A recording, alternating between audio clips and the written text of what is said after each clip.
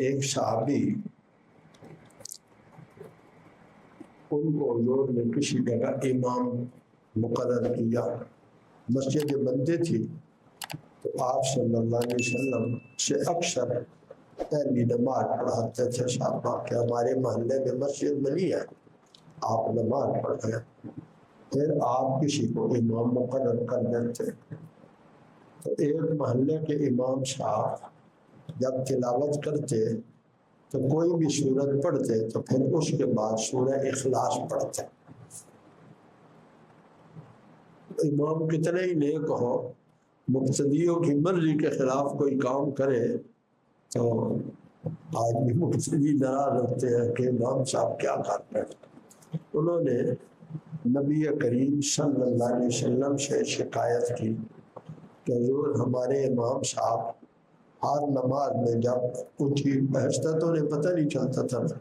تو جاری نماز میں تو پتہ چلتا تھا، 3 جاری اونچی پڑھنے والی نماز ہے کہ ہر رکعت میں جب تلاوت کر لیتے ہیں تو پھر سورہ اخلاص پڑھتے ہیں، پھر رکوع کرتے ہیں۔ آپ صلی اللہ علیہ وسلم نے انہیں بلا کر پوچھا، انہوں نے کہا اللہ کے رسول مجھے اس سورت سے بہت محبت ہے، میرا جی چاہتا ہے میں اسے نماز کی ہر رکعت میں پڑھا کروں۔ تو نبی کریم صلی اللہ علیہ وسلم نے فرمایا المرء مع من احب، بندے کو جس چیز سے محبت ہوتی ہے اسی کے ساتھ وہ ہوگا، حشر میں اس کا حشر اسی کے ساتھ ہوگا۔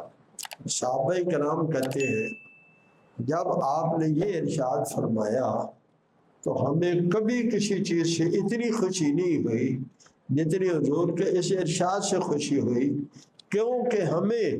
اگر روئے زمین پر محبت تھی تو وہ رسول اللہ صلی اللہ علیہ وسلم سے تھی، تو آج حضور کے اس ارشاد سے ہمیں یہ خوشی ہوئی کہ بندے کا حشر اس کے پیار جو چیز سے پیار کرتا ہے اس کے ساتھ ہوگا۔